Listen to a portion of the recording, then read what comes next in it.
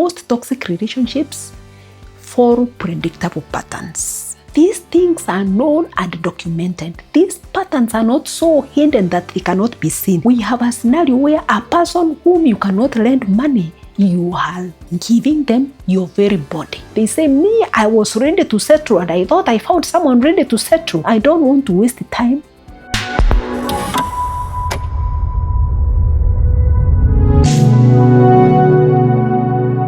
Hello everyone, welcome. This is Real Talk with Anne. I'm glad you're here today because today we are about to dive into something that could genuinely change the trajectory of your relationships and maybe even your life altogether. Look, I know we've seen it all. I have seen it, and we live in this country. We see the things that are going on. People who started out very well as friends in a relationship, public display of affection, so much love, posting love photos and everything else, and then only to end up with a devastating heartbreak. You come to learn that they have part and you wonder, those two love bands, what happened? I mean, why did they part? Maybe it has happened to you, and maybe you are even watching it in your very home. Your parents, the marriage of your parents crumble, and you all along thought they were good friends. You took them as your role models, but now you are watching it crumble. You are watching the relationship that brought you into this world crumble. Maybe you're terrified and you're saying, I may not go into relationships lest this happens to you. In a world where divorce rates are skyrocketing and where emotional abuse is so common than we care to understand, because where there's emotional abuse, people do not take it like abuse. What we take as abuse is physical abuse. Many of us are walking into relationships unprepared. Yeah, let us say we are romantic. We are social beings. We want to socialize. We are hopeful. We are trusting. And we have all these beautiful qualities. But here's the real thing. Without the right knowledge, these qualities can make us vulnerable. That quality of wanting to socialize, of wanting to feel loved, of wanting to share affection, that one can make you vulnerable if you are not relationship literate. This can hurt us and leave us questioning our worth. But here's what I want you to know. It doesn't have to be that way.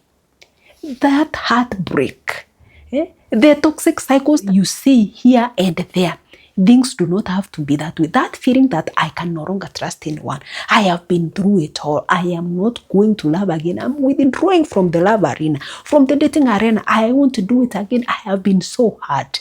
What we are saying is that the feeling that you can't trust anybody, that you have had it all, that things are quite difficult in the dating scene and in the relationships, none of that is inevitable. What if I told you most toxic relationships follow predictable patterns? That these things are known, they are documented, they are in books. They are patterns that are not hard to detect. But for someone who is not relationship literate, it becomes difficult. They just walk in there blindly. So I want us to engage on a journey where we discuss these patterns to make them known to everybody so that you can be able to sense, to smell a toxic pattern from afar. You can point at it. When you look at it from afar, you can tell that is toxicity loading. That's why I'm launching this series, Hallmarks of Toxic Relationships. And over the coming weeks, we are going to break down the most common red flags that signal a relationship might be heading into a dangerous territory. We are going to talk about manipulation. We are going to talk about speed of formation. We are going to talk about emotional abuse, control patterns, physical abuse, all things that often get romanticized in movies but cause real damage in real life. And today we are starting with what I call the foundational red flag. What if I told you there is a red flag that sustains all the others, that if that one were not there, even the others may not find a way to express themselves? The foundational red flag is speed of formation. That is the one I want us to discuss today, being the first one, and then we will proceed on to discuss anymore. When we talk of speed of formation, it involves rapid attachment and accompanied by intense emotional investment early in the relationship. And when I say early, early means within weeks or months. That's too early. And another thing I have seen is that people normally guard financial treasure much more than they guard matters of the heart, much more than they guard matters that affect them. See, when you meet with somebody, within 2 months of meeting, that person is fairly a stranger to you. And you may not trust this person even to disclose your bank balance to them. You may not even trust to lend them money because you are not able to establish their credit rating. They are still under evaluation. Maybe later in life you can be able to lend to them, but currently you cannot establish their credit rating. So we have a scenario where a person whom you cannot lend money, you are giving them your very body. Your body, it all starts by immense emotional investment, pouring out matters of the heart to them, and which causes deep bonding too early, and then you get entangled too early.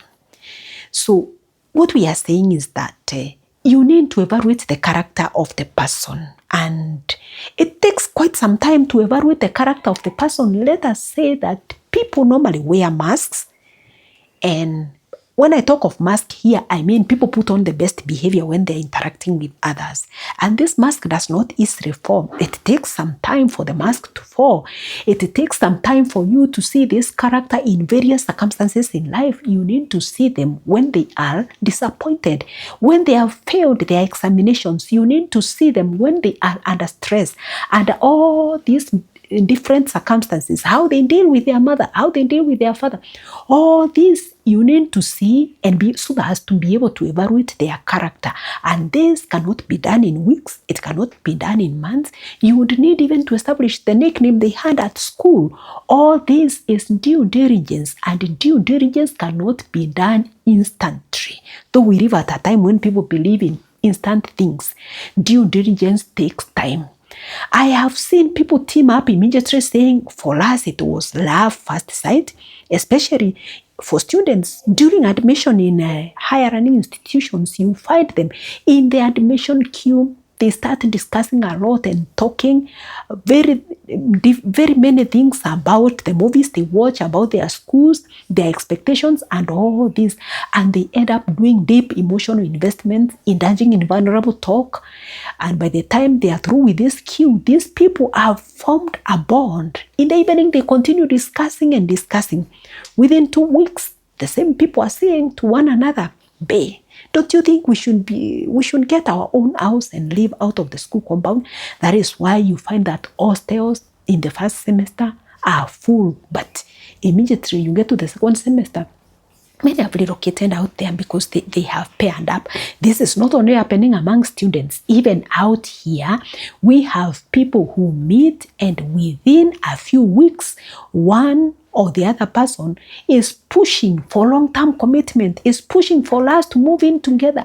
They are pushing for big commitments even before you get to know who they are. And so we are saying that you need to wait long enough for the mask to fall, and it takes about a year for the mask to fall. Now, another thing we need to note is that the fuel behind speed of formation often is infatuation, even crushes. And infatuation is a temporary emotional high where there is a lot of feel-good hormone in your brain regarding another person that makes you not to see anything regarding their character, but you have an intense attraction towards that person and you feel like you are meant for one another with this person. Crush is another one in that family, but less intense than the infatuation. And what you feel is that there is a big attraction towards that person, and sometimes even people feel that you are in love. And what if I told you infatuation is actually emotional gambling? You are betting on your future, you are betting on your peace, and sometimes your body on a stranger who barely knows you. In this case, your heart is the currency.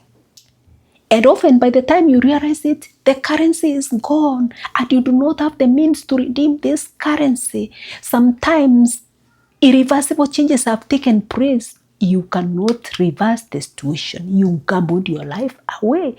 And low self-esteem is the root cause of infatuation and crushes. It has been established that those people with low self-esteem have a need to be needed. They want people to like them. They push themselves on people. They can't imagine, they can't take a rejection. Low self-esteem is a driver of infatuation, is a driver of crushes. And so you need to keep checking what are my self-esteem levels? What am I headed for? Craving for attention. If you catch yourself craving for attention, then know that this will drive you into a relationship at a higher speed, much higher than you expected it. The person giving you any little attention, when you have the need to be needed, and a person gives you any little attention, guess what? You will mistake it for love. Just that little attention, because you are craving for that. And then you find yourself signing up and following up this person because you're saying, this is love. This is how love smells. Another thing I want to say, many of us come from dysfunctional backgrounds. The pattern you call love is not actually love. And you just tend to pick it up, something that resembles love, something that resembles affection, you pick it. And what if you're running away from the things that are happening at home and you want to run as fast as your legs can carry you? You run and drive yourself into a relationship, you force yourself there. This person, you do not want to hear that they do not love you, you want them to love you at all costs. You are actually experiencing emotional dependency when you're pushing yourself to somebody and yet you call it love. All this happens within such a high speed. Now, what does speed do? Speed makes people overlook critical traits. A trait like faithfulness. How would you ever evaluate faithfulness within a month or even 2? This has to be observed over a period of time. You need to see if they follow through with their promises. You need to see whether they keep their word. You need to see how they behave, how they carry themselves. You need time to observe that. Something like trustworthiness. How could you measure it within a week? You need to see their actions over and over again over a certain period of their life. Not 1 month, not 2. You need some time to conclude that this person is trustworthy. What about honesty? How would you tell someone is honest? You need to see them under pressure. You need to see them come and experience temptations and see whether in a space of temptation they will actually be honest. You need to take time to evaluate all this. And of course, you're not telling someone, today I'm testing to see whether you are honest.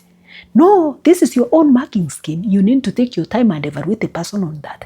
How could you possibly do it within such a short time? You need to know their nickname, the one they were called when they were in their secondary school and even primary school. If you can make it to do that, you need to triangulate information. All this needs time. It needs you to dig deep. It needs you to go far and far. So what we are saying is that the key tenets of a healthy relationships cannot be evaluated within weeks, within months. You need time and to be intentional about it. Another thing regarding speed of formation is the whirlwind relationships that take place on the internet. Online. A relationship that starts online. You met someone online and all of a sudden you've become very close friends. These people, you are chatting with them, you're telling them your vulnerable stories, everything, because you feel they have an understanding here. But what if I told you that the dark triance operates very well in the virtual realm? It has been found that is where they operate, more or less the way the fish operates in the sea. That is where they do their hunting. And you know what the narc does? The narcissists, they love bomb you.